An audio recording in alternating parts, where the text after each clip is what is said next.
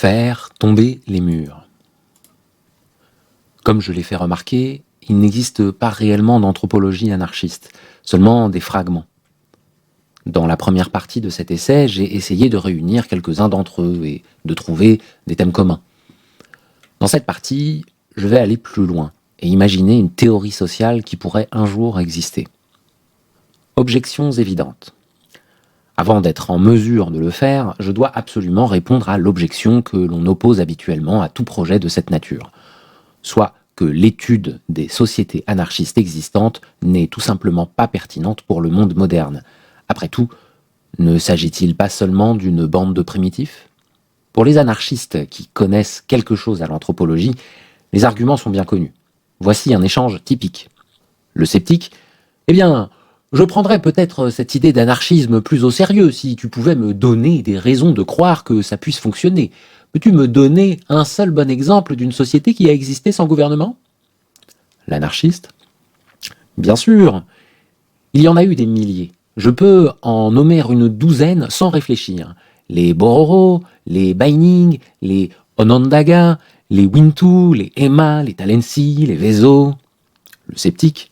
Mais ce sont tous des primitifs. Je parle de l'anarchisme dans une société moderne et technologiquement avancée. L'anarchiste ? Bon, d'accord, il y a eu toutes sortes d'expériences réussies. Les expériences d'autogestion par les travailleurs comme Mondragon, les projets économiques basés sur le modèle de l'économie du don comme Linux, toutes sortes d'organisations politiques fondées sur le consensus et la démocratie directe. Le sceptique ? D'accord, mais ce sont des exemples limités et isolés. Je veux parler de sociétés entières. L'anarchiste ? Eh bien, ce n'est pas que les gens n'aient pas essayé. Prends la Commune de Paris, la révolution de l'Espagne républicaine. Le sceptique ? Ouais, et regarde ce qui leur est arrivé. Ils ont tous été tués. Les dés sont pipés, donc. Vous ne pouvez pas avoir raison, car lorsque le sceptique dit « société », ce qu'il veut vraiment dire, c'est « État » ou même « État-nation ». Puisque personne ne peut donner un exemple d'État anarchiste, ce serait une contradiction, ce qu'on nous demande, c'est un exemple d'État-nation moderne dont le gouvernement aurait été éliminé d'une manière ou d'une autre. De fournir le cas d'un pays comme le Canada, pour prendre un exemple au hasard, où le gouvernement aurait été renversé ou aboli et où, plutôt que de le remplacer, tous les anciens citoyens canadiens auraient commencé à s'organiser en collectif libertaire. Manifestement, on ne permettrait jamais qu'une telle chose se produise. Par le passé, chaque fois qu'il a semblé seulement que cela pourrait arriver, ici, la Commune de Paris et la guerre civile espagnole sont d'excellents exemples. Les politiciens, à la tête de presque tous les États aux alentours, furent prêts à mettre de côté leurs différends jusqu'à ce que ceux qui tentaient de créer une telle situation aient été arrêtés et fusillés. Imaginer une société anarchiste demande l'effort de concevoir que les formes d'organisation anarchiste ne ressembleraient en rien à l'État. Que ces formes impliqueraient une variété infinie de communautés, d'associations, de réseaux et de projets à tous les niveaux, se chevauchant et se recoupant de toutes les façons imaginables, et peut-être de plusieurs façons que nous ne pouvons concevoir encore. Certaines seraient plutôt locales, d'autres mondiales. Peut-être que tout ce qu'elles auraient en commun est qu'aucune ne comporterait la possibilité que quelqu'un puisse se pointer avec des armes et intimer à tous les autres de se taire et de faire ce qu'on leur ordonne. Il faut bien voir que, puisque les anarchistes n'essaient jamais de prendre le pouvoir sur un territoire national, le processus de remplacement d'un système par un autre ne prendra pas la forme d'un cataclysme révolutionnaire soudain, la prise de la Bastille ou celle du Palais d'Hiver, mais sera nécessairement graduel, passant par la création de formes d'organisation alternatives à l'échelle mondiale, de nouvelles formes de communication et de nouvelles façons, moins aliénantes, d'organiser la vie, qui feraient en sorte qu'éventuellement les formes de pouvoir actuellement existantes paraîtraient absurdes et superflues. Dans cette perspective, on peut dire qu'il y a en fait d'innombrables exemples d'anarchisme viable. À peu près n'importe quelle forme d'organisation, d'un groupe klezmer aux services postaux internationaux, en est un exemple, à condition qu'elle n'ait pas été imposée par une autorité supérieure. Malheureusement, ce type d'argument ne semble pas convaincre la plupart des sceptiques. Ils veulent des sociétés. On en est donc réduit à fouiller la tradition historique et ethnographique pour trouver des entités qui ressemblent à des États-nations. Un peuple parlant la même langue, vivant sur un territoire délimité et reconnaissant un ensemble de principes juridiques, mais qui n'ont pas d'appareil étatique, lequel, selon Weber, peut être défini grossièrement comme un groupe de personnes qui prétendent, tout au moins quand elles sont dans l'exercice de leurs fonctions, être les seules à avoir le droit de recourir à la violence. De telles communautés se trouvent, si on est prêt à considérer des communautés relativement petites et éloignées dans le temps et l'espace. Mais on nous dit alors qu'elles ne comptent pas, précisément pour cette raison. Nous voilà donc revenus au problème initial. On présuppose une rupture absolue entre le monde dans lequel nous vivons et le monde habité par celui que l'on qualifiera de primitif, de tribal ou même de paysan. On ne peut en rejeter la responsabilité sur les anthropologues. Nous tentons, depuis plusieurs décennies maintenant, de convaincre le public que les primitifs n'existent pas, que les sociétés simples ne sont pas si simples, que personne n'a jamais existé dans un isolement intemporel et que cela n'a pas de sens de parler de certains systèmes sociaux comme étant plus ou moins développés. Mais jusqu'à présent, nous avons accompli très peu de progrès. Il est presque impossible de convaincre l'Américain moyen qu'une bande d'Amazoniens puisse avoir quelque chose à lui enseigner, en dehors du fait que nous devrions tous abandonner la civilisation moderne et aller vivre en Amazonie. Et cela parce qu'on présume qu'ils vivent dans un monde totalement différent. Ce qui, étrangement, s'explique encore une fois par notre façon de concevoir les révolutions. Permettez-moi de reprendre l'argument que j'ai commencé à ébaucher à la dernière section et de tenter d'expliquer pourquoi je pense qu'il est fondé. Un assez court manifeste concernant le concept de révolution. Le terme « révolution » est si galvaudé qu'il signifie tout et son contraire. Il y a des révolutions chaque semaine aujourd'hui, des révolutions bancaires, des révolutions cybernétiques, des révolutions médicales, et une révolution Internet chaque fois que quelqu'un développe un nouveau logiciel ingénieux.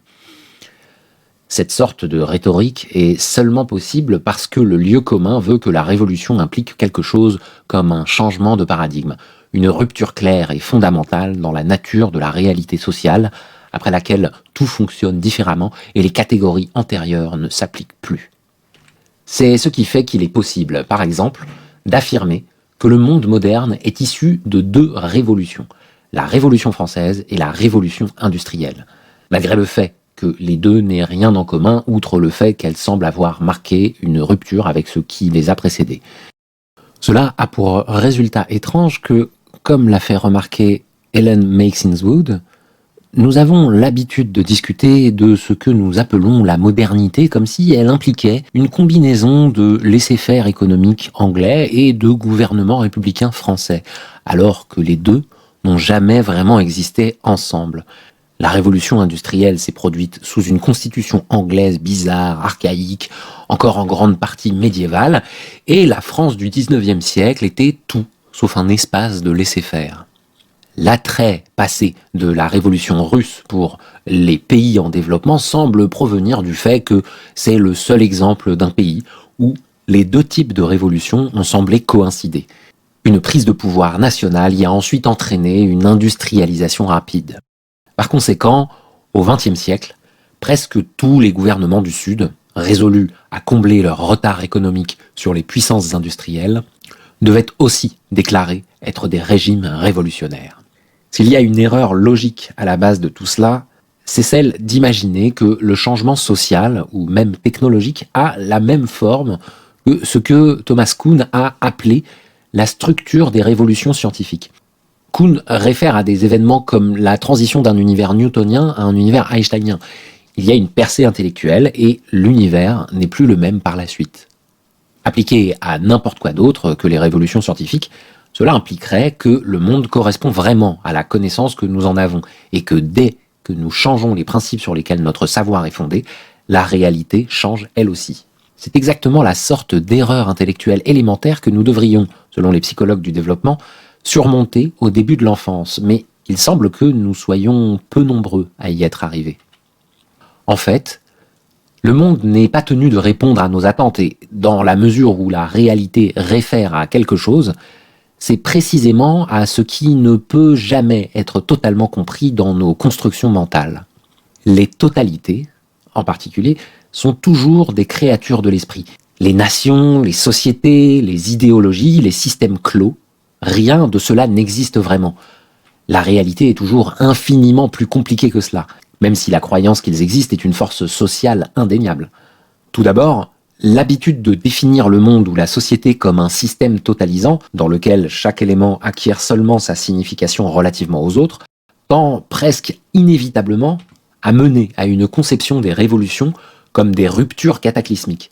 Car, après tout, comment un système totalisant peut-il être remplacé par un système complètement différent, autrement que par une rupture cataclysmique ? L'histoire humaine devient ainsi une suite de révolutions. La révolution néolithique, la révolution industrielle, la révolution de l'information, etc. Et le rêve politique devient alors de prendre le contrôle du processus d'une manière ou d'une autre, d'en arriver à pouvoir causer une rupture de cette nature, une percée capitale qui ne se contentera pas de se produire, mais qui sera le résultat direct d'une certaine forme de volonté collective. La révolution à proprement parler.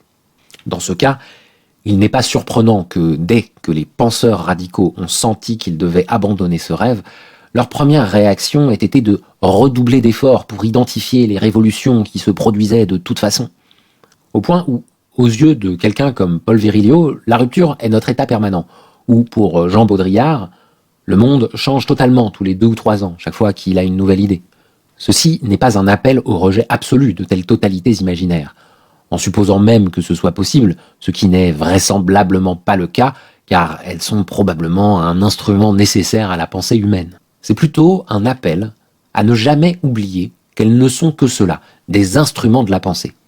Par exemple, c'est une très bonne chose d'être capable de demander, après la Révolution, comment organiserons-nous les transports collectifs ? Qui financera la recherche scientifique ? Et d'autres questions. Ou même, après la Révolution, pensez-vous qu'il y aura toujours des magazines de mode ? La phrase est une articulation mentale utile, même si nous reconnaissons aussi que, dans la réalité, à moins que nous ne soyons prêts à massacrer des milliers de personnes, et probablement même dans ce cas, la révolution ne sera presque certainement pas une rupture aussi nette que le laisse entendre de telles phrases. Quelle forme prendra-t-elle alors ? J'ai déjà avancé quelques idées. Une révolution à l'échelle mondiale prendra très longtemps. Mais on peut aussi reconnaître qu'elle a déjà commencé. La façon la plus facile de l'appréhender est d'arrêter de penser à la révolution comme à une chose, la révolution, la grande rupture cataclysmique, et plutôt de demander qu'est-ce que l'action révolutionnaire. Nous pourrions alors avancer qu'une action révolutionnaire est toute action collective qui rejette, et donc défie, une forme de pouvoir ou de domination, et, ce faisant, reconstitue les relations sociales, même au sein de la collectivité, dans cette perspective. L'action révolutionnaire ne doit pas nécessairement avoir pour objectif de renverser les gouvernements. Les tentatives de créer des communautés autonomes en dépit du pouvoir, en utilisant ici la définition de Castoriadis, soit des communautés qui se constituent elles-mêmes, qui décident collectivement de leurs propres règles ou principes de fonctionnement et qui les reconsidèrent continuellement. Créer ces communautés, donc, serait, par exemple, des gestes révolutionnaires presque par définition. Et l'histoire nous montre que l'accumulation continue de tels gestes peut presque tout changer. Je ne suis certainement pas le premier à proposer une telle vision. Elle s'ensuit presque forcément une fois qu'on pense en dehors du cadre de l'État et de la prise du pouvoir étatique. J'aimerais insister ici sur ce que cela implique quant à la façon dont nous considérons l'histoire. Un exercice mental, ou comment faire tomber les murs. Ce que je propose essentiellement, c'est que nous fassions une sorte d'expérience mentale. Et si, comme le dit un titre récent, nous n'avions jamais été modernes ? Et s'il n'y avait jamais eu de rupture fondamentale et que, par conséquent, nous ne vivions pas dans un univers moral, social et politique fondamentalement différent de celui des Pierrois, des Tives ou des Malgaches ruraux ? Il y a 1001 façons de définir la modernité. Selon certains, c'est principalement une question de science et de technologie. Pour d'autres, c'est une question d'individualisme. Pour d'autres encore, de capitalisme, de rationalité bureaucratique, d'aliénation ou de liberté d'une sorte ou d'une autre. Peu importe comment on la définit, presque tout le monde est d'accord pour dire qu'à un certain moment, au XVIe, XVIIe ou XVIIIe siècle, une grande transformation s'est produite. Qu'elle s'est produite dans les pays de l'Europe de l'Ouest et dans leurs colonies, et qu'à cause d'elle, nous sommes devenus modernes. Et qu'une fois que nous le sommes devenus, nous sommes également devenus une sorte de créature fondamentalement différente de tout ce qui nous avait précédé. Et si nous rejetions tout cet appareil, si nous faisions tomber les murs, si nous acceptions que les peuples que Christophe Colomb ou Vasco de Gama ont découvert, entre guillemets, lors de leurs expéditions, ne fussent rien d'autre que nous-mêmes, ou certainement autant comme nous que Christophe Colomb et Vasco de Gama ont pu l'être. Je ne prétends pas que rien d'important ne s'est produit au cours des 500 dernières années, pas plus que je ne suggère que les différentes cultures sont sans importance. Dans un sens, chacun, chaque communauté, chaque individu d'ailleurs, vit dans un univers unique. Par faire tomber les murs, je veux dire avant tout éliminer les présuppositions arrogantes et irréfléchies selon lesquelles nous n'avons rien de commun avec 98% des gens qui ont pu vivre. Et nous n'avons donc pas vraiment besoin de les prendre en considération. Car, après tout, si vous présumez qu'il y a eu une rupture fondamentale, la seule question théorique que vous pouvez poser est une variante ou une autre de « qu'est-ce qui nous rend si spéciaux ?» Une fois que nous nous débarrassons de ces présupposés, que nous décidons au moins de considérer que nous ne sommes pas aussi exceptionnels que nous voulons bien le croire, nous pouvons aussi commencer à réfléchir à ce qui a vraiment changé et à ce qui n'a pas changé. Un exemple. Il y a longtemps eu un débat connexe sur l'avantage spécial dont disposait l'Occident, comme l'Europe de l'Ouest et ses colonies se plaisaient à s'appeler, sur le reste du monde et qui lui avait permis d'en conquérir une si grande partie au cours des 4 siècles qui s'étendent de 1500 à 1900. Était-ce un système économique plus efficace, une tradition militaire supérieure ? Cela avait-il à voir avec le christianisme, le protestantisme ou une propension au questionnement rationaliste ? Était-ce simplement une question de technologie ou était-ce lié à des formes d'organisation familiale plus individualistes ou à une combinaison de ces facteurs ? La sociologie historique occidentale s'est en grande partie consacrée à chercher la réponse à cette question. Le fait que les universitaires n'ont que récemment commencé à suggérer que l'Europe de l'Ouest n'avait peut-être pas réellement d'avantage fondamental révèle à quel point les préjugés étaient profondément enracinés. Il n'y a pas longtemps que l'on sait que la technologie, l'organisation économique et sociale, l'organisation étatique et le reste n'étaient d'aucune façon plus développés en 1450 en Europe que ce qui existait à la même époque en Égypte, au Bengale, dans le Fujian ou dans la plupart des autres régions urbanisées de l'Ancien Monde. L'Europe était peut-être en avance dans certains domaines, par exemple les techniques de guerre navale et certaines formes d'activité bancaire, mais elle accusait un retard considérable dans d'autres, l'astronomie, jurisprudence, technologie agricole, techniques de guerre terrestre. Peut-être n'y avait-il pas d'avantage mystérieux, peut-être que ce n'était qu'une coïncidence. Il se trouvait que l'Europe de l'Ouest était située dans la région de l'Ancien Monde, d'où il était le plus facile de voguer vers le Nouveau Monde. Ceux qui l'ont fait les premiers avaient la chance incroyable de découvrir des terres débordantes de richesses, peuplées de populations de l'âge de pierre, sans défense, et qui ont, fort à propos, commencé à mourir presque dès le moment où les Européens ont débarqué. La manne qui en a résulté et l'avantage démographique de disposer de terres pour écouler leurs excédents de population étaient amplement suffisants pour expliquer les succès ultérieurs des puissances européennes. Il était alors possible d'éliminer l'industrie textile indienne, de loin plus efficace, et de créer l'espace pour une révolution industrielle, et d'une manière générale de ravager et de dominer l'Asie à tel point que sur le plan technologique, particulièrement industriel et militaire, cette dernière a pris de plus en plus de retard. De nombreux auteurs, Blaut, Goody, Pomerantz, Gunder Frank, ont proposé une version ou une autre de cette argumentation au cours des dernières années.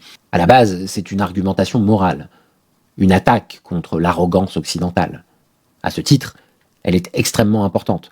Le seul problème, au niveau moral, c'est qu'elle tend à confondre les moyens et l'intention. C'est-à-dire qu'elle repose sur l'idée que les historiens occidentaux avaient raison de présumer que peu importe ce qui a permis aux Européens de déposséder, enlever, asservir et exterminer des millions d'êtres humains, c'était un signe de supériorité et que, par conséquent, il serait insultant de suggérer que les non-européens ne l'avaient pas eux aussi, peu importe ce que c'était. Il me semble beaucoup plus insultant de suggérer que n'importe quel peuple se serait comporté comme les Européens du XVIe ou du XVIIe siècle. Par exemple, en dépeuplant de vastes régions des Andes ou du centre du Mexique, en tuant à la tâche des millions de mineurs, ou en enlevant une partie significative de la population de l'Afrique pour l'envoyer travailler jusqu'à l'épuisement sur des plantations de sucre. Suggérer donc que n'importe quel peuple se serait comporté ainsi, à moins d'avoir une preuve concrète que celui-ci avait quelques penchants génocidaires. En fait, on ne manque pas d'exemples de peuples qui ont été en mesure de causer de tels ravages à l'échelle mondiale. La dynastie Ming au XVe siècle, par exemple, mais qui ne l'ont pas fait, pas tant parce qu'ils avaient des scrupules à le faire que parce qu'il ne leur serait jamais venu à l'idée d'agir de la sorte.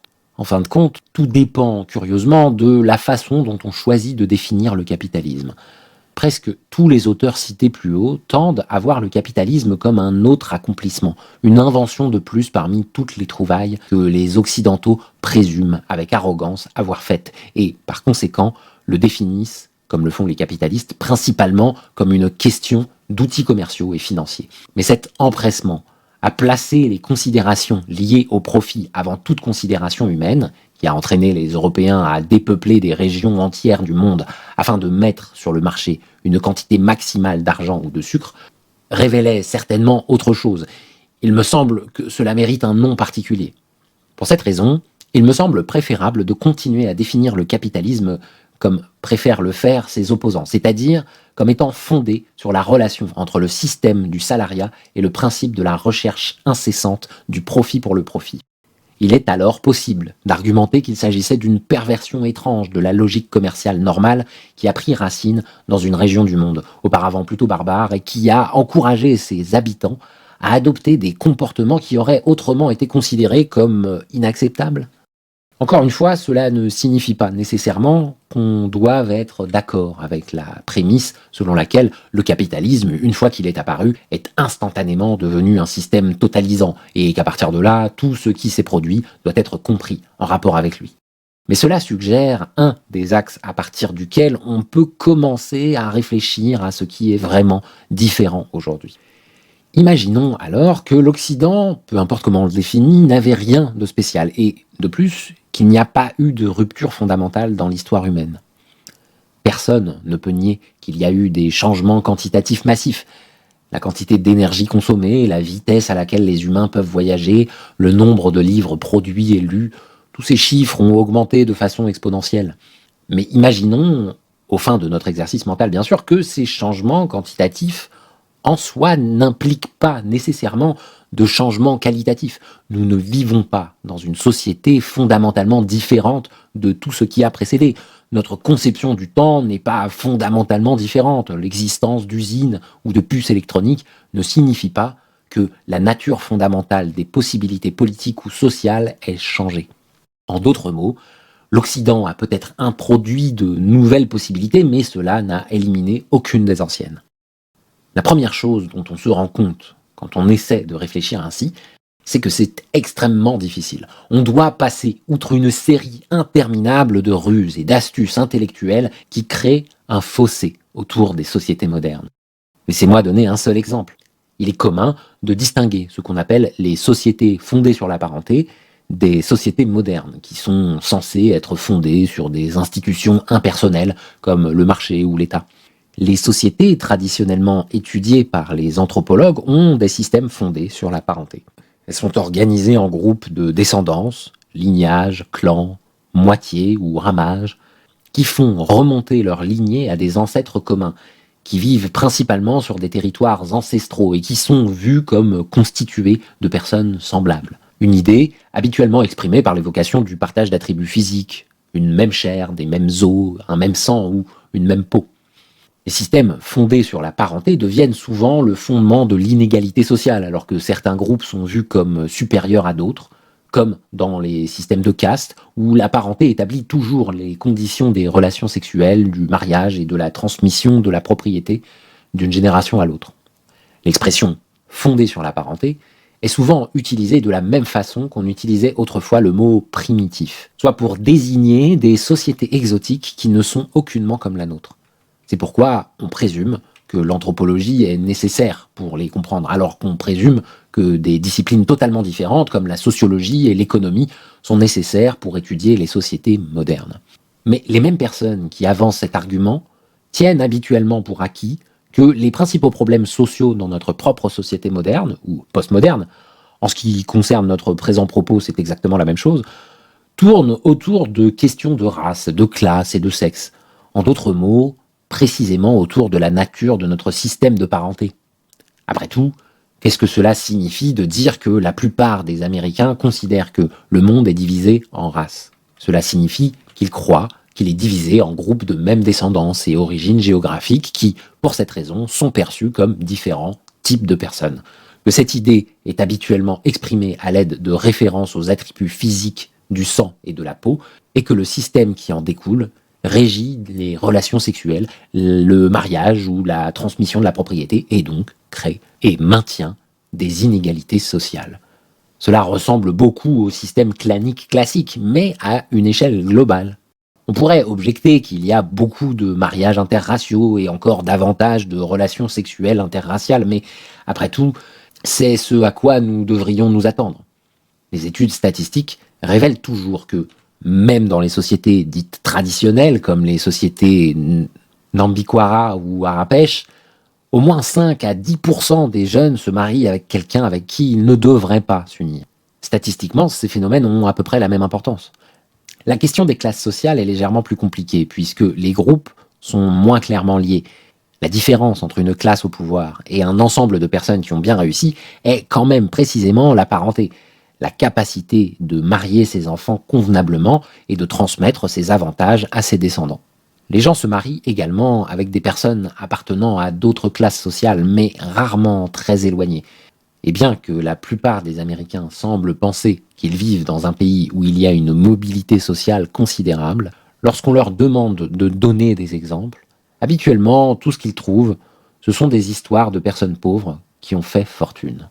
Il est presque impossible de trouver un exemple d'un Américain né riche qui s'est retrouvé sans le sou et dépendant de l'État. Alors ce dont il s'agit vraiment, en fait, c'est, comme le sait quiconque a étudié l'histoire, que les élites au pouvoir ne sont jamais capables de se reproduire au plan démographique, à moins qu'elles ne soient polygames. Et que, par conséquent, elles ont toujours besoin d'un moyen d'aller chercher du sang neuf. Et si elles sont polygames, cela devient en soi un mode de mobilité sociale aussi. Les relations entre les sexes sont bien sûr l'étoffe même de la parenté. Que faut-il pour faire tomber ces murs? Beaucoup, je dirais. Trop de gens ont grand intérêt à les maintenir. Cela inclut les anarchistes, soit dit en passant. Aux États-Unis, tout au moins, les anarchistes qui prennent l'anthropologie le plus au sérieux sont les primitivistes. Une petite faction, mais qui sait se faire entendre, qui argumente que la seule façon de remettre l'humanité sur les rails est de se défaire complètement de la modernité.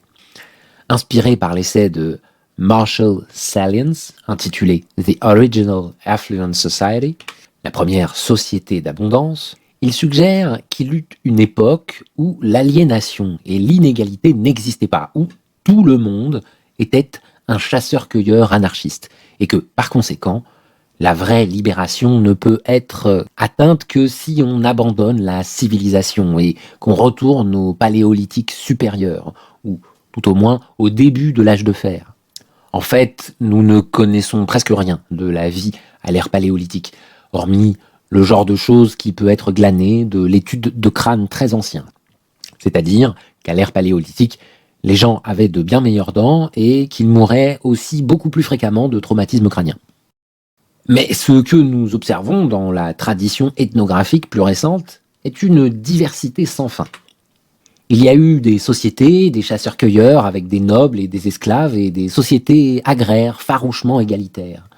Même sur le terrain de prédilection de Clastres, l'Amazonie, on retrouve des groupes pouvant être décrits à juste titre comme anarchistes, comme les Piarois, et qui vivent aux côtés d'autres, par exemple les belliqueux Xerente, qui sont manifestement tout sauf anarchistes. Et les sociétés, entre guillemets, évoluent constamment. faisant des allers-retours entre ce que nous considérons comme différents stades de l'évolution. Je ne crois pas que nous perdions grand-chose à admettre que les humains n'ont jamais réellement vécu dans un paradis terrestre. Faire tomber les murs peut nous permettre de voir que cette histoire nous offre des possibilités beaucoup plus intéressantes. Parce que cela fonctionne dans les deux sens.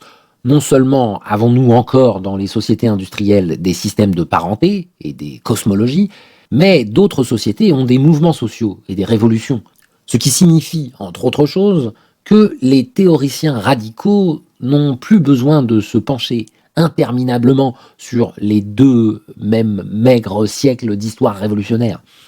Entre les 16e et 19e siècles, la côte ouest de Madagascar était divisée en une série de royaumes apparentés, sous la dynastie de Marwan-Setra. Leurs sujets étaient collectivement connus comme les Sakalava. Dans le nord-ouest de Madagascar, il y a maintenant un groupe ethnique bien installé dans un arrière-pays plutôt rude et montagneux appelé le Tsimihety. Le mot signifie littéralement « ceux qui ne coupent pas leurs cheveux » et il fait référence à une coutume Sakalava. Lorsqu'un roi mourait, ses sujets masculins devaient couper leurs cheveux ras en signe de deuil. Les Tsimihety étaient ceux qui refusaient et par conséquent rejetaient l'autorité de la monarchie Sakalava. À ce jour, ils sont caractérisés par une organisation sociale et des pratiques résolument égalitaires.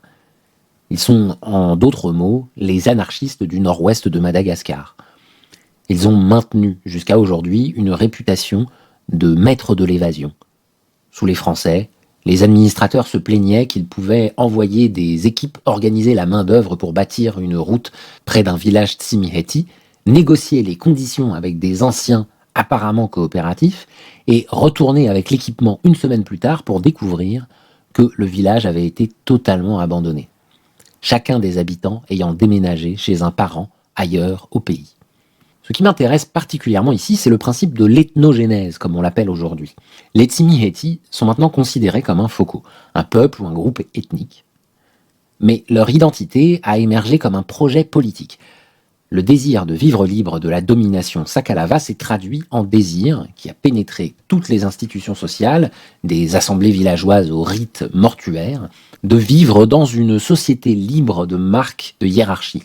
Cela a par la suite été institutionnalisé comme le mode de vie d'une communauté dont les membres en sont venus à être considérés comme un type particulier de personnes, un groupe ethnique. Parce qu'ils avaient tendance à se marier entre eux, ces gens en sont aussi venus à être vus comme étant unis par des ancêtres communs. Il est plus facile d'observer cela à Madagascar, où presque tout le monde parle la même langue, mais je doute que ce soit si inhabituel. La documentation sur l'ethnogénèse est assez récente, mais il est de plus en plus clair que la majeure partie de l'histoire humaine a été caractérisée par un changement social constant. Il s'agissait, plutôt que de groupes intemporels vivant pendant des milliers d'années sur des territoires ancestraux, de nouveaux groupes qui étaient créés tandis que de plus anciens disparaissaient. Nombre de ceux que nous percevons aujourd'hui comme des tribus, des nations ou des groupes ethniques étaient à l'origine des projets collectifs d'une sorte ou d'une autre. Dans le cas des Tsimihety, il s'agit d'un projet révolutionnaire, du moins dans le sens que j'ai développé ici, c'est-à-dire un rejet conscient de certaines formes de pouvoir politique au-dessus de leur tête, qui pousse aussi les gens à repenser, à réorganiser la façon dont ils interagissent au quotidien. Pour la plupart, ce n'est pas le cas. Certains sont égalitaires, d'autres privilégient une certaine vision de l'autorité ou de la hiérarchie.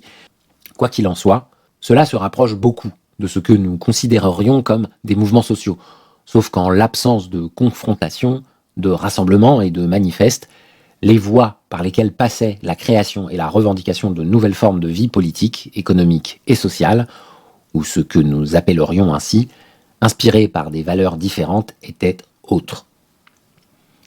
On avançait en sculptant la chair, au sens propre comme au sens figuré, par la musique et les rituels, la nourriture et les vêtements, et les pratiques funéraires.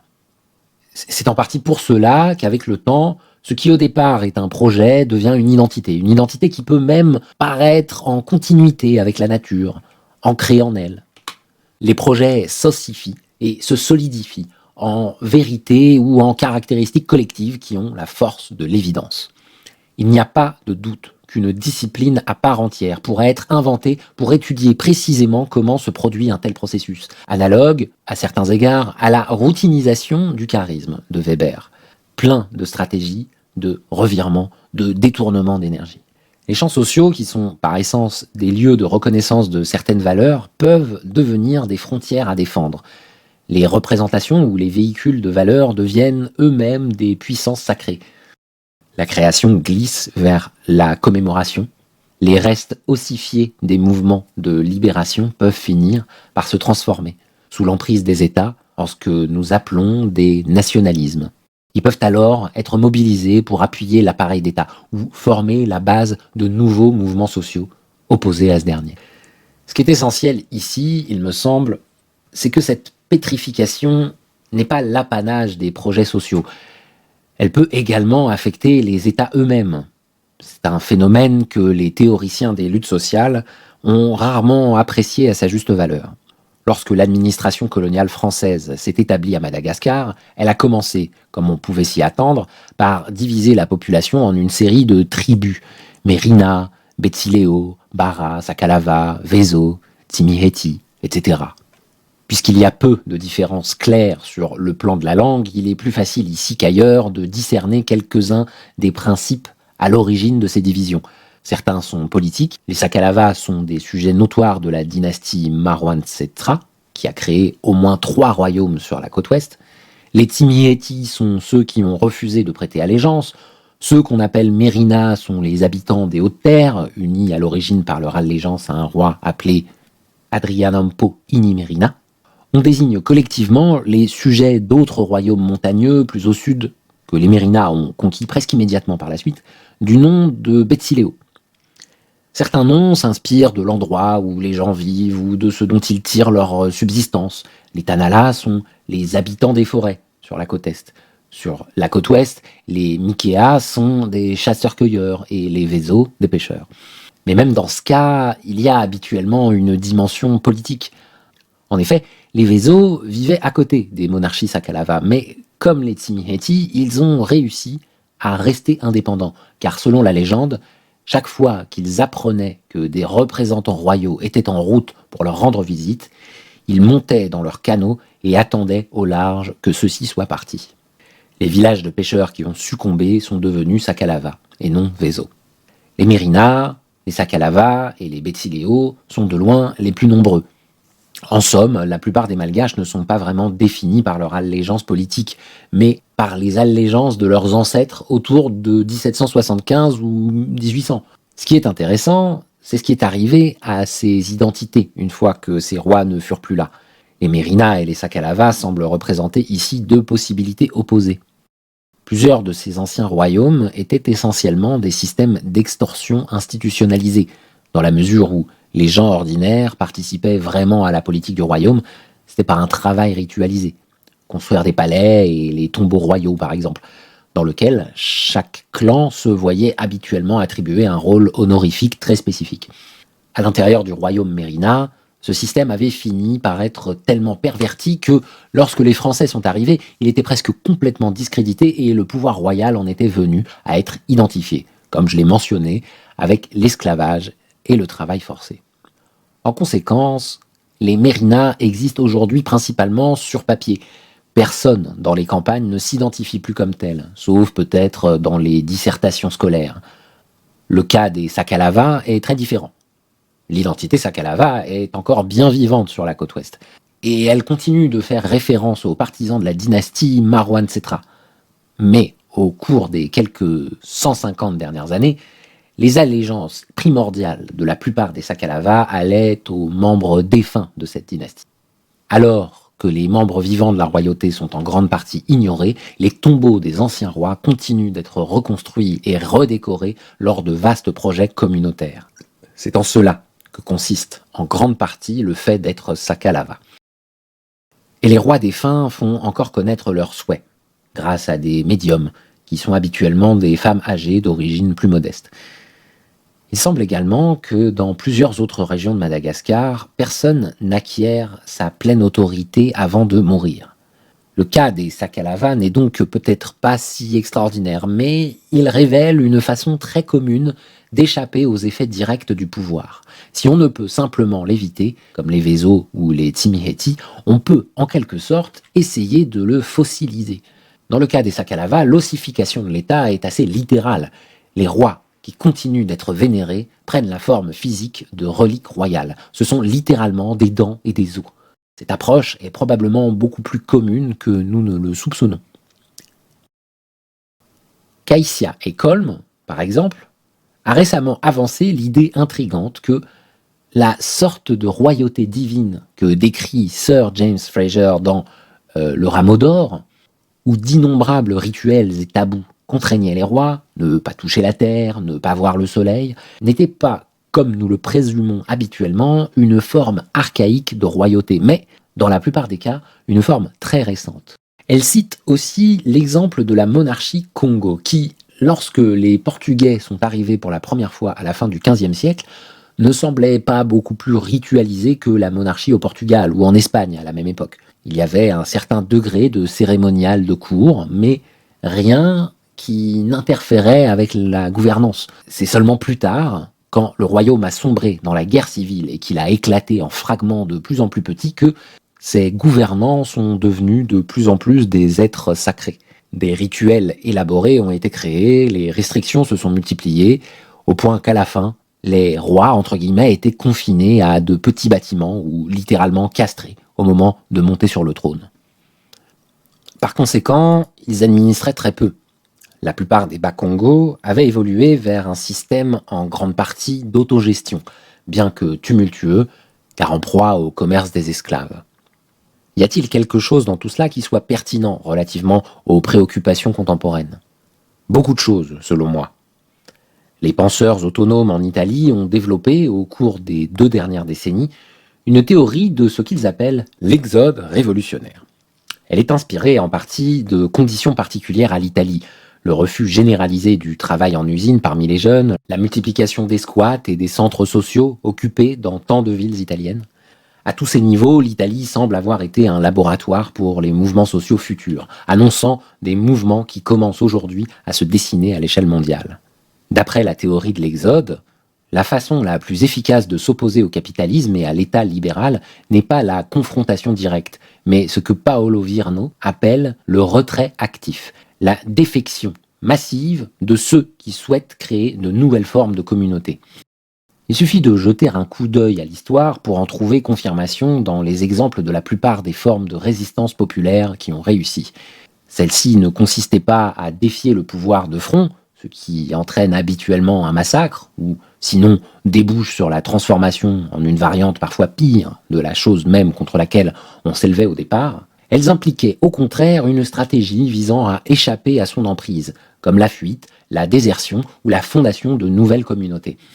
Un historien autonome, Yann Moulier-Boutang, a même soutenu que l'histoire du capitalisme avait été une série de tentatives pour résoudre le problème de la mobilité des travailleurs, d'où l'élaboration continuelle d'institutions comme les contrats d'apprentissage, l'esclavage, les systèmes de coolies, les travailleurs à forfait, les travailleurs immigrés et les innombrables formes de contrôle des frontières. Car si le système s'était jamais approché de la vision fantaisiste qu'il a de lui-même, selon laquelle les travailleurs sont libres d'accepter ou de quitter un emploi partout et quand ils le veulent, il se serait effondré. C'est précisément pour cette raison qu'une des revendications les plus constantes des éléments radicaux du mouvement altermondialiste, des autonomes italiens aux anarchistes nord-américains, a toujours été la liberté de mouvement mondial, la vraie mondialisation, l'abolition des frontières, la démolition des murs. Le type de démolition des murs conceptuels que j'ai proposé ici nous permet non seulement de confirmer l'importance de la défection, mais promet d'enrichir infiniment notre conception de la façon dont les formes alternatives d'action révolutionnaires peuvent fonctionner. C'est là une histoire qu'il reste en grande partie à écrire, mais dont nous avons quelques bribes. Peter Lamborn Wilson en a esquissé le portrait le plus frappant, dans une série d'essais qui inclut, entre autres, des réflexions sur la dislocation des cultures Hopewell et mississippiennes qui recouvraient auparavant la plus grande partie de l'Est de l'Amérique du Nord. Il s'agissait de sociétés apparemment dominées par des élites de prêtres, de structures sociales fondées sur les castes et les sacrifices humains. Elles ont mystérieusement disparu et ont été remplacées par des sociétés de chasseurs-cueilleurs ou des sociétés horticoles beaucoup plus égalitaires. Chose intéressante, Wilson avance que la célèbre identification des peuples autochtones d'Amérique du Nord avec la nature n'était peut-être pas tant une réaction aux valeurs européennes qu'à une possibilité dialectique existant au sein de leur propre société, et qu'ils avaient évité assez consciemment. L'histoire continue avec la défection des colons de Jamestown, un groupe de serviteurs abandonnés par leurs maîtres et protecteurs dans la première colonie nord-américaine en Virginie, et qui ont, semble-t-il, finalement rejoint les Amérindiens. Elle se produit avec une série sans fin d'utopies de pirates, dans lesquelles des renégats britanniques font équipe avec des corsaires musulmans, ou rejoignent des communautés autochtones d'Hispaniola ou de Madagascar, des républiques triraciales secrètes fondées par des esclaves en fuite aux confins des colonies européennes, les antinomiens, et d'autres enclaves libertaires peu connues qui parsemaient le continent avant même les Shakers, les fourriéristes et toutes les communautés intentionnelles mieux connues du XIXe siècle. La plupart de ces petites utopies étaient encore plus marginales que ne l'étaient les Vezo ou les Tsimihety à Madagascar, et toutes ont finalement été englouties. Ce qui nous amène à nous demander comment neutraliser l'appareil d'État lui-même en l'absence d'une politique de confrontation directe. Il ne fait pas de doute que certains États et certaines élites économiques s'effondreront d'eux-mêmes sous leur propre poids mort. Quelques-uns l'ont déjà fait. Mais il est difficile d'imaginer que cela arrive à tous. Les Sakalava et les Bakongo pourraient peut-être fournir quelques idées utiles à ce sujet. Ce qui ne peut être détruit peut cependant être détourné, figé, transformé et graduellement privé de sa substance, laquelle, dans le cas des États, est en fin de compte leur capacité d'inspirer la terreur. Qu'est-ce que cela signifierait dans les conditions actuelles ? Ce n'est pas tout à fait clair. Peut-être que les appareils d'État existants seront graduellement réduits à n'être qu'une façade à mesure qu'ils seront privés de leur substance par le haut et par le bas, c'est-à-dire à la fois par la croissance des institutions internationales et par la décentralisation vers des formes d'autogouvernance au niveau local et régional. Peut-être que le gouvernement par spectacle médiatique se transformera en spectacle pur et simple, un peu comme le suggérait Paul Lafargue, le beau-fils antillais de Marx et l'auteur du droit à la paresse, quand il écrivait qu'après la Révolution, les politiciens pourraient encore remplir une fonction sociale utile dans l'industrie du divertissement. Il est plus probable que cela se produise d'une façon que nous ne pouvons même pas concevoir aujourd'hui. Mais il ne fait aucun doute que cela est déjà en train de se produire de diverses façons. Alors que les États néolibéraux se dirigent vers de nouvelles formes de féodalisme, concentrant de plus en plus leurs armes autour de leur communauté sécurisée, des espaces insurrectionnels se créent sans que nous le sachions. Les producteurs de riz Mérina, que j'ai décrits dans la dernière section, comprennent ce que beaucoup de prétendus révolutionnaires ne comprennent pas. Il y a des moments où la chose la plus stupide qu'on puisse faire est de brandir un drapeau rouge ou noir et de faire des déclarations provocantes. Parfois, il est plus raisonnable de simplement prétendre que rien n'a changé, de permettre aux représentants officiels de l'État de conserver leur dignité, et même de se présenter à leur bureau et de remplir des formulaires de temps en temps, tout en les ignorant par ailleurs. Les principes d'une science qui n'existe pas. Voici un aperçu de quelques-uns des champs théoriques qu'une anthropologie anarchiste pourrait explorer. Tout d'abord, une théorie de l'État. Les États présentent un double caractère assez particulier. Ils sont à la fois des formes institutionnalisées de pillage ou d'extorsion et des projets utopiques. Le premier de ces deux aspects traduit la façon dont l'État est ressenti par toute communauté qui conserve un certain degré d'autonomie. Le second, la façon dont les États tendent à être dépeints dans les documents écrits. Dans un sens, les États sont des totalités imaginaires par excellence. Et une bonne partie de la confusion que l'on trouve dans les théories de l'État réside historiquement dans l'incapacité ou la réticence à reconnaître ce fait. En général, les États ont été des idées, des façons d'imaginer l'ordre social comme quelque chose qu'on peut maîtriser, des modèles de contrôle. C'est pourquoi les premiers travaux connus de théorie sociale, que ce soit en Perse, en Chine ou dans la Grèce antique, étaient toujours formulées comme des théories de l'art de gouverner. Cela a eu deux conséquences désastreuses.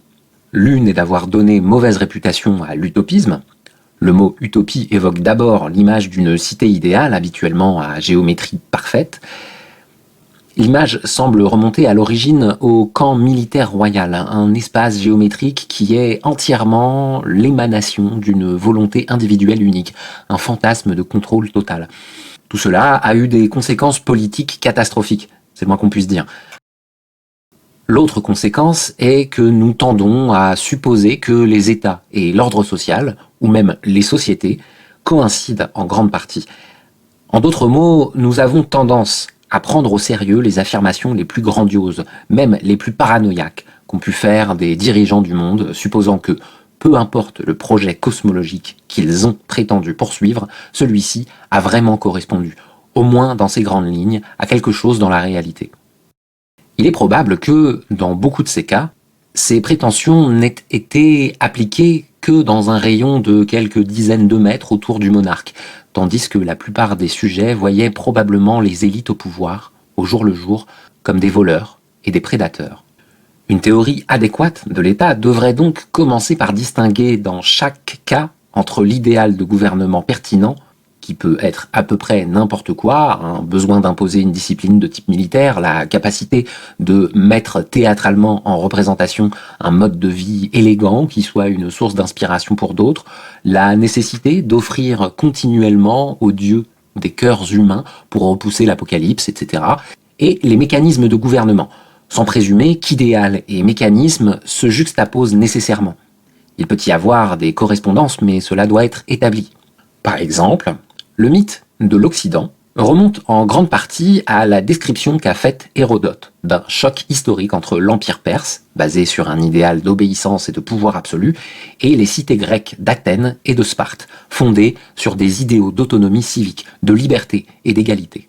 Ce n'est pas que ces idées, particulièrement leur représentation saisissante chez des poètes comme Éschyle ou des historiens comme Hérodote, ne soient pas importantes.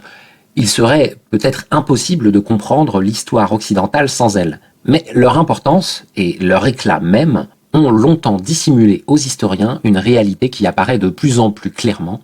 Peu importe ses idéaux, l'empire achéménide se faisait passablement discret en matière de contrôle quotidien de la vie de ses sujets, particulièrement si on compare celui-ci avec le contrôle exercé par les Athéniens sur leurs esclaves, ou par les Spartiates sur la grande majorité de la population laconienne, qui étaient des ilotes. La réalité, pour la plupart des personnes concernées, était donc plutôt l'inverse de celle que laissaient espérer les idéaux.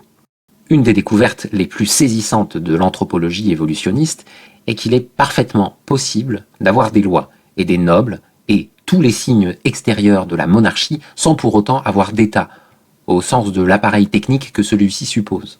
On peut penser que cela devrait intéresser tous ces philosophes politiques qui usent tant d'encre pour défendre des théories de la souveraineté, puisque cela laisse entendre que la plupart des souverains n'étaient pas des chefs d'État et que leur terme technique préféré est en fait construit sur un idéal presque impossible, celui d'un pouvoir royal réussissant à traduire ses prétentions cosmologiques en un véritable contrôle bureaucratique sur une population territoriale donnée. Quelque chose de semblable est apparu en Europe occidentale au XVe et XVIIe siècle, mais presque aussitôt, au pouvoir personnel du souverain s'est substituée une personne fictive, appelée le peuple, permettant à la bureaucratie de prendre presque totalement le contrôle. Mais, autant que je sache, les philosophes politiques n'ont rien eu à dire à ce sujet jusqu'à présent.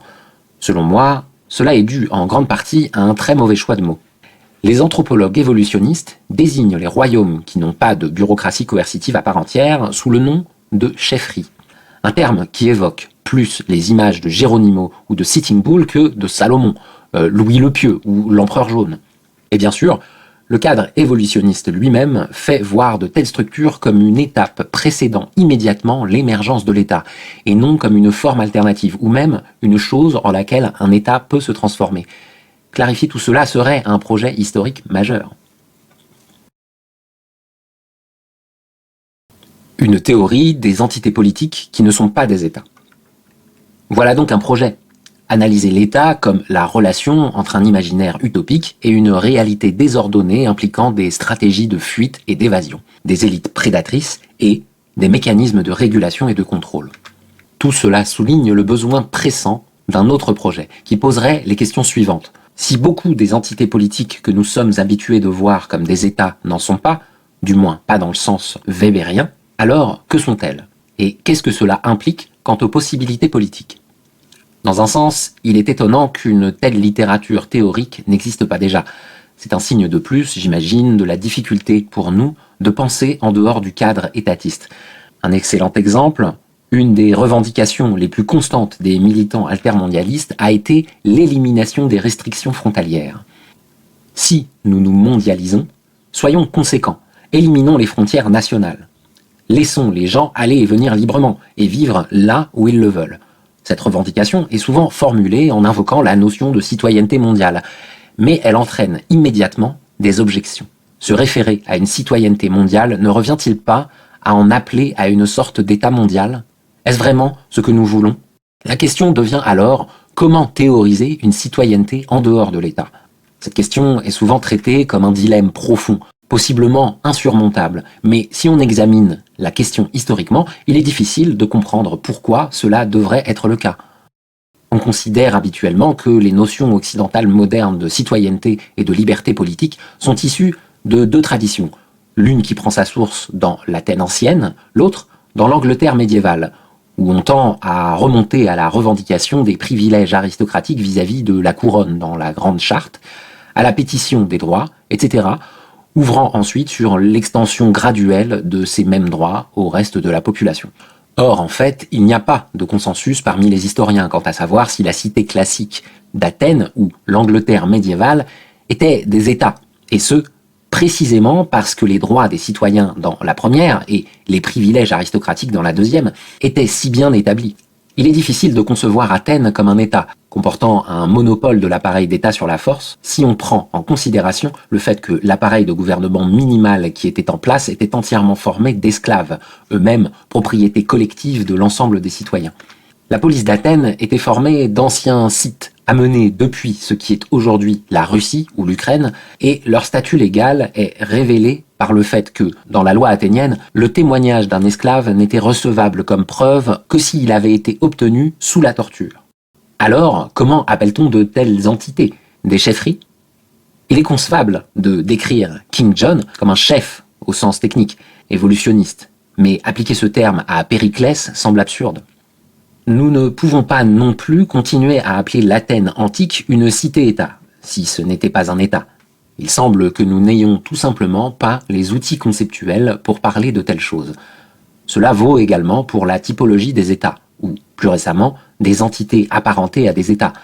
Un historien appelé Spruit a émis l'idée qu'au XVIe et XVIIe siècle, l'État-nation territorial était loin d'être le seul joueur. Il y avait d'autres possibilités. Des cités-États italiennes, qui étaient en fait des États, et la Ligue hanséatique des cités commerçantes confédérées, qui impliquait une conception totalement différente de la souveraineté. Ces expériences ne l'ont pas emporté, pour tout de suite du moins. Mais elles n'en étaient pas moins intrinsèquement viables. J'ai moi-même suggéré qu'une des raisons pour lesquelles l'État-nation territorial l'avait finalement emporté est que, à ce stade précoce de la mondialisation, les élites occidentales essayaient de prendre modèle sur la Chine, le seul État existant à l'époque qui semblait correspondre à leur idéal d'une population uniforme, ce qui en termes confucéens était la source de la souveraineté. Cette population avait créé une littérature vernaculaire étant soumise à un code de loi uniforme et était administrée par des bureaucrates choisis sur la base de leurs mérites et formés dans cette littérature vernaculaire. Avec la crise actuelle de l'État-nation et l'accroissement rapide des institutions internationales, qui ne sont pas vraiment des États, mais qui sont à bien des égards aussi détestables, juxtaposées aux tentatives de créer des institutions internationales qui remplissent souvent la même fonction que les États, mais seraient considérablement moins détestables. L'absence d'un tel corps théorique est en voie de devenir une véritable crise. Encore une autre théorie du capitalisme. Je fais cette proposition à contre-cœur, mais les efforts incessants pour naturaliser le capitalisme en le réduisant à une question de calcul commercial, ce qui permet ensuite de prétendre qu'il est aussi ancien que Sumer, la rendent impérative. Nous avons besoin, à tout le moins, d'une théorie adéquate de l'histoire du travail salarié et des autres relations apparentées. C'est après tout dans le travail salarié, et non en achetant et en vendant, que la plupart des humains gaspillent aujourd'hui la majeure partie de leur journée. Et c'est ce qui les rend malheureux. Par conséquent, les Industrial Workers of the World, IWW, ne disaient pas qu'ils étaient anticapitalistes, même s'ils l'étaient. Ils allaient droit au but et disaient être contre le système du salariat. Les premiers contrats de travail salarié que nous possédons semblent concerner la location d'esclaves. Et si notre modèle du capitalisme partait de là? Si des anthropologues comme Jonathan Friedman avancent que les formes anciennes d'esclavage étaient simplement une version plus ancienne du capitalisme, on pourrait tout aussi bien démontrer, à vrai dire beaucoup plus facilement, que le capitalisme moderne est juste une nouvelle version de l'esclavage. Plutôt que d'être vendu ou loué par d'autres, on se loue soi-même, mais c'est essentiellement la même sorte d'arrangement. Pouvoir, ignorance et stupidité. Les universitaires apprécient l'identification que fait Michel Foucault entre savoir et pouvoir, et son insistance sur le fait que la force brute n'est pas un facteur majeur de contrôle social. Ils aiment cette idée parce qu'elle les flatte. C'est la formule parfaite pour des gens qui se plaisent à penser qu'ils sont radicaux, même si tout ce qu'ils font, c'est écrire des livres qui ne sont lus que par quelques dizaines de personnes dans le milieu institutionnel. Bien sûr, si n'importe lequel de ces universitaires se rendait à la bibliothèque de son université pour consulter un livre de Foucault en ayant oublié d'apporter une pièce d'identité valide et décidait d'entrer quand même, il s'apercevrait rapidement que la force brute n'est vraiment pas si loin qu'il le croit. Un homme avec un gros bâton, entraîné à frapper les gens avec juste la force nécessaire, apparaîtrait rapidement pour l'expulser. En fait, la menace de cet homme armé d'un bâton est omniprésente dans notre monde. La plupart d'entre nous ont renoncé à l'idée même de franchir les innombrables lignes et barrières qu'il crée, seulement afin de ne pas avoir à se rappeler son existence.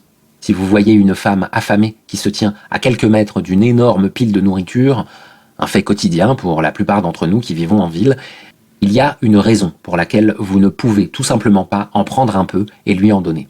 Un homme avec un gros bâton viendrait et vous frapperait probablement.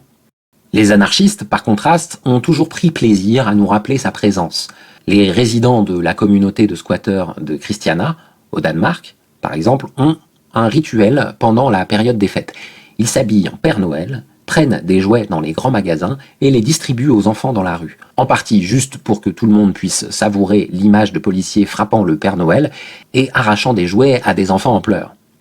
Une telle perspective ouvre la voie à une théorie de la relation entre le pouvoir et non pas le savoir, mais l'ignorance et la stupidité.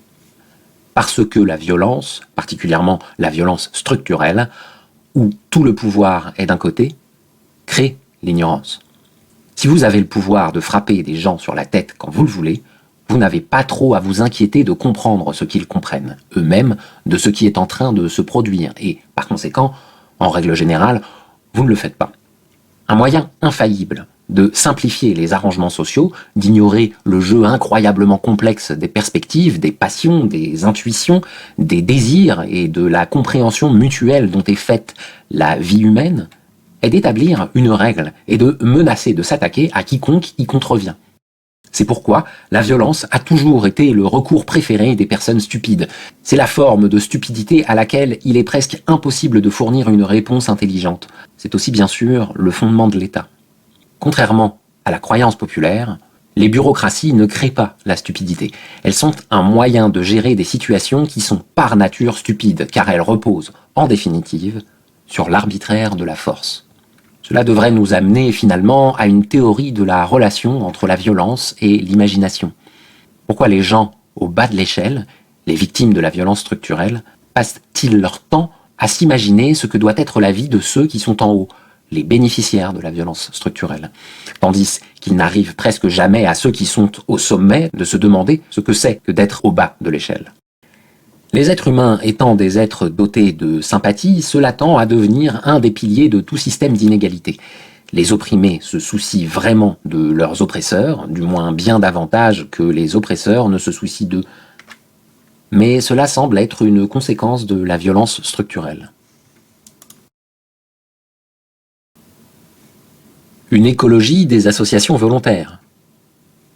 Quelles en sont les différentes formes?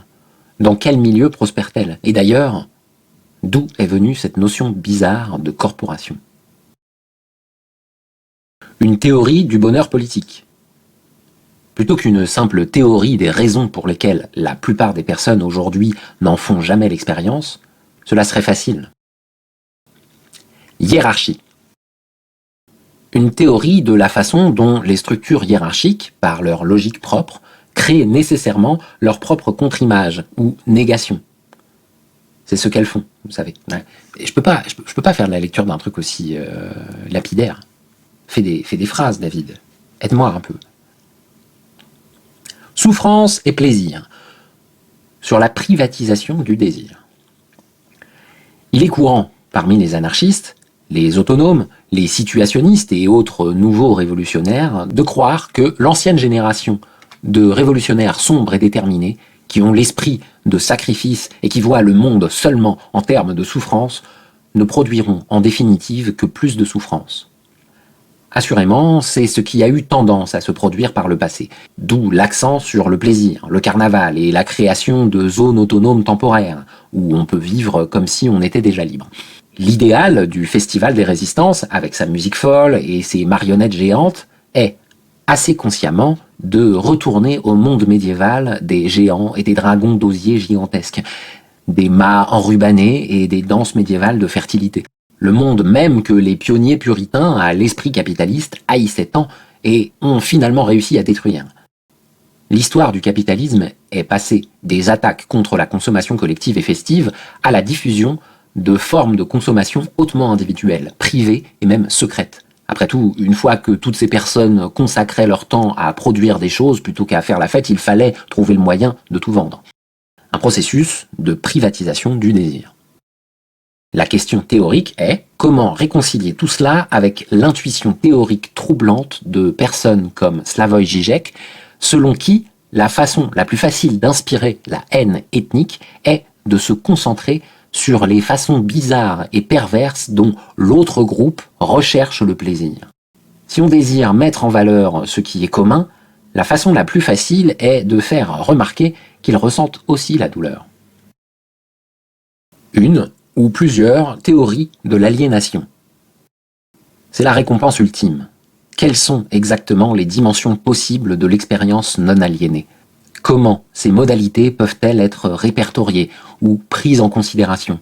Une anthropologie anarchiste digne de ce nom devrait accorder une attention particulière à cette question. Parce que c'est précisément ce que tous ces punks, hippies et militants de toutes les tendances espèrent le plus apprendre de l'anthropologie. Ce sont les anthropologues, si terrifiés d'être accusés de romancer les sociétés qu'ils étudient, qu'ils refusent même de laisser entendre qu'il puisse y avoir une réponse, qui ne leur laissent d'autre choix que de tomber dans les bras de ceux qui romancent vraiment. Les primitivistes, comme John Zerzan, en essayant d'éliminer ce qui nous sépare de l'expérience pure et directe, finissent par tout éliminer. Les travaux de plus en plus populaires de Zerzan en viennent à condamner l'existence même du langage, des mathématiques, de l'art de consigner le passage du temps, de la musique et de toutes les formes d'art et de représentation. Tout cela est écarté comme des formes d'aliénation, nous laissant avec une sorte d'idéal évolutionniste impossible. Le seul être humain véritablement non aliéné n'était même pas tout à fait humain. C'était plutôt une sorte de singe parfait, qui entretenait un lien télépathique aujourd'hui inimaginable avec ses compagnons, ne faisait qu'un avec la nature sauvage et vivait il y a environ 100 000 ans. La vraie révolution ne peut être que de retourner à cela d'une manière ou d'une autre. Comment les aficionados de ce type d'idées réussissent-ils encore à mener une action politique efficace, car d'après mon expérience, plusieurs font un travail assez remarquable, est une question sociologique fascinante. Mais une analyse différente de l'aliénation pourrait sûrement être utile ici. Nous pourrions commencer par une sorte de sociologie des micro-utopies, la contrepartie d'une typologie parallèle des formes d'aliénation, des formes d'action aliénée et non aliénée. Dès que nous arrêterons de considérer toutes les formes d'action uniquement d'un point de vue de leur fonction dans la reproduction de formes d'inégalité de pouvoir plus grandes et totales, nous serons aussi en mesure de voir que les relations sociales anarchistes et les formes d'action non aliénées sont partout autour de nous. Cela est d'autant plus essentiel que cela montre que l'anarchisme est déjà, et a toujours été, un des principaux fondements de l'interaction humaine. Nous nous auto-organisons et nous pratiquons l'entraide mutuelle tout le temps. Nous l'avons toujours fait. Nous développons des formes de créativité artistique qui, si elles étaient examinées, révéleraient, je pense, que plusieurs des formes d'expérience les moins aliénées impliquent habituellement un élément de ce qu'un marxiste appellerait fétichisation. Il est encore plus urgent de développer une telle théorie si vous admettez, comme je l'ai souvent fait, que les collectivités révolutionnaires impliquent toujours une alliance tacite entre les moins aliénés et les plus opprimés.